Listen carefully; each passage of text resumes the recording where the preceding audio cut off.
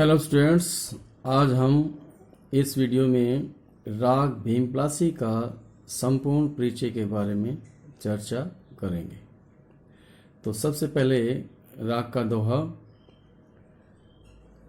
जब काफी के मेल में, राग का दोहा इस प्रकार से।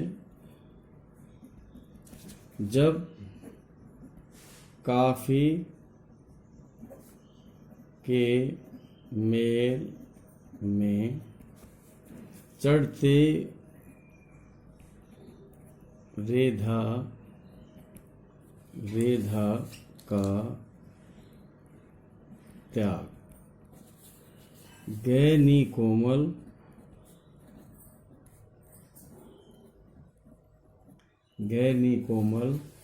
संवाद मसवादी भीमप्लासी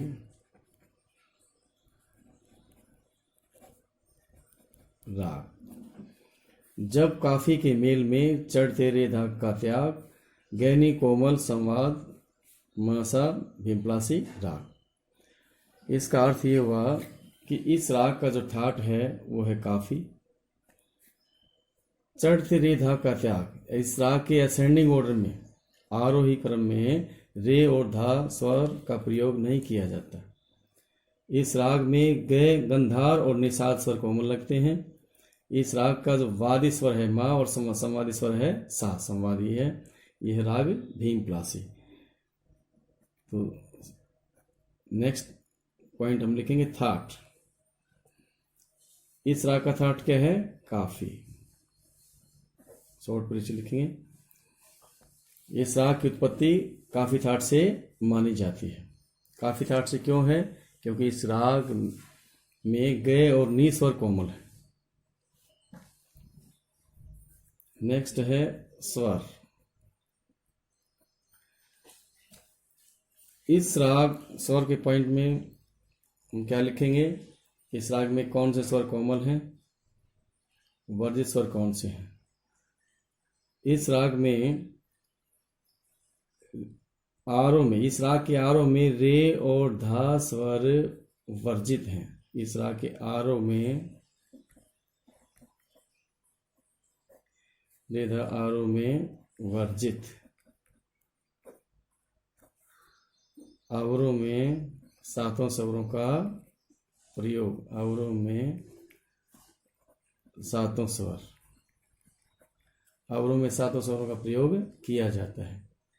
इस राग में गंधार और निषाद स्वर कोमल लगते हैं। गंधार और निषाद स्वर कोमल लगते हैं।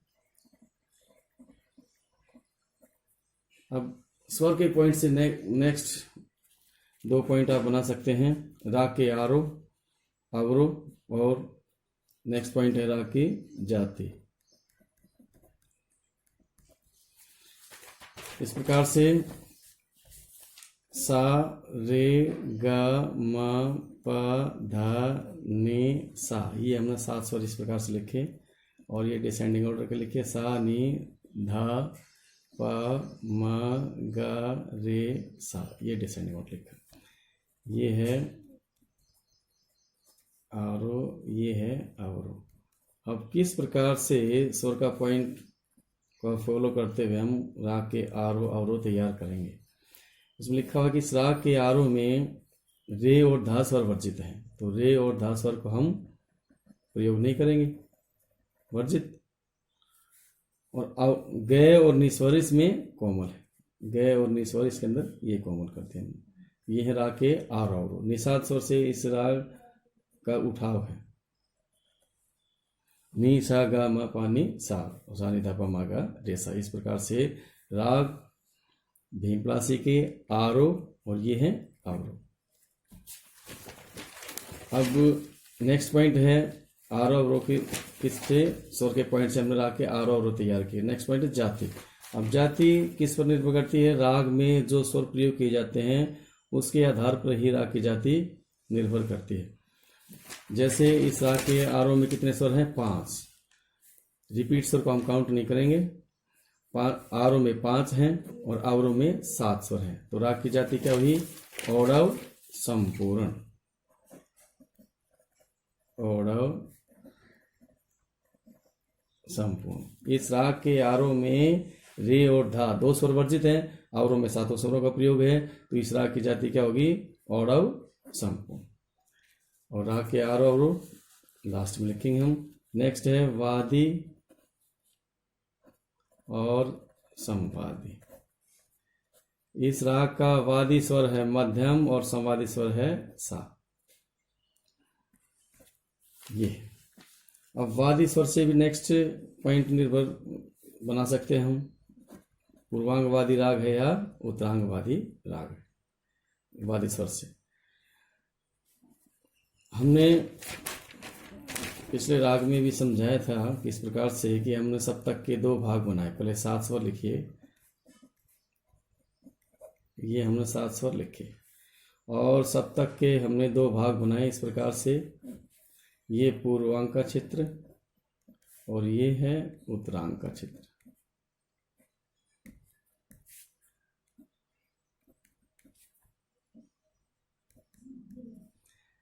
जिन रागों का वादी स्वर पूर्वांग के क्षेत्र में से होगा वे वादी स्वर सा है या रे है या गा है या मा, इन 4 स्वरों में से वादी स्वर होगा वह राग होगा पूर्वांगवादी।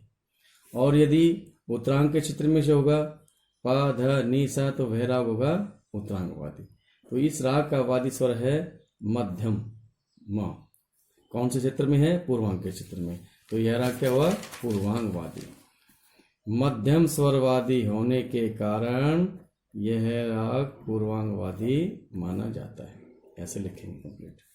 वादी संवादी। नेक्स्ट पॉइंट लिखा अंग। अब हम लिखेंगे न्यास के स्वर। न्यास के स्वर क्या होते हैं? राग में जिन स्वरों पर ठहराव किया जाता है उन्हें हम कहते हैं न्यास के स्वर। तो इस राग में किन किन स्वरों पर ठहराव किया जाता है? सा, म और पा। इन स्वरों पर इस राग में ठहराव किया जाता है। नेक्स्ट पॉइंट है समप्राकृतिक राग, या ये कह सकते हैं कि इस राग से मिलता जुलता राग कौन सा है? इस राग के समान कौन से राग की प्रकृति इस राग के समान है? तो इस राग से मिलता जुलता राग है धनाश्री।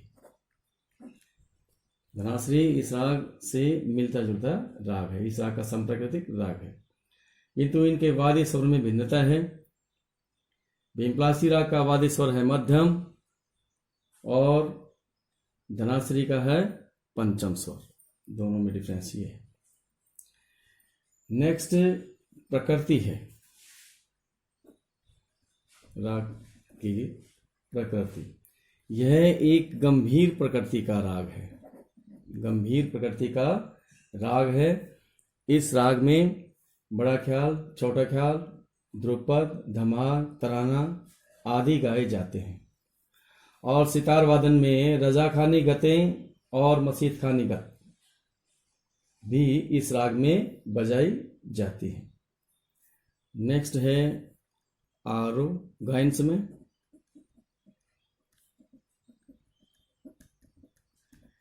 प्रकृति गायन्स में क्या लिखेंगे? आरोह बाद में लिखेंगे हम। गायन्स में इस राग का जो गायन्स में है दिन का तीसरा प्रहर है। दिन का तीसरा प्रहर इस राग का गायन्स में है। दिन का तीसरा प्रहर। नेक्स्ट है आरोह, अवरोह और पकड़। आरोह हमने लिखा था स्वर के पॉइंट से नी सा गा मा पा नी और ये सा लिखा हमने। गए और नी को हमने कोमल के, ये मंदर सप्तक का है। अवरोह लिखेंगे सा नी धा पा म गा रे सा, ये अवरोह इस प्रकार से। और राग की पकड़ है। पकड़ क्या होता है कि स्वरों का वह छोटा स्वर समूह जिसे राग को हम आइडेंटिफाई कर सकें, जिन स्वरों से राग की पहचान होती है उसे हम कहते हैं राग की पकड़। और आरोह अवरोह के बारे में पहले बता ही चुके हैं कि स्वरों का चढ़ता क्रम जो है असेंडिंग ऑर्डर और उतरता क्रम है वो डिसेंडिंग ऑर्डर है।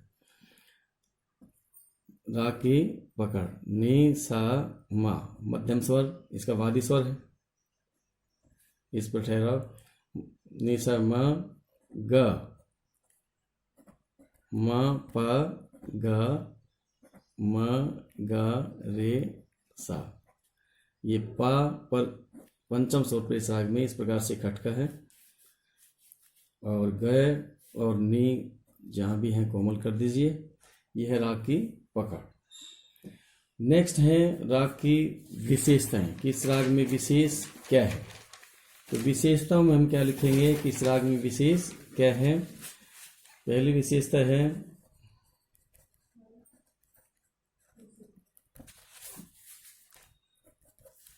यह राग दो रागों के मेल से बना है, भीम और पला से। दो रागों के मेल से बना है राग भीम पला से। नेक्स्ट है इस राग में सा म पा नी, सा म पा और नी इन चार स्वरों पर राग का सौंदर्य टिका हुआ है कि राग का सौंदर्य निर्भर करता है इन चारों स्वरों पर। इन चारों स्वरों की संगति बार बार इस राग में प्रयुक्त की जाती है।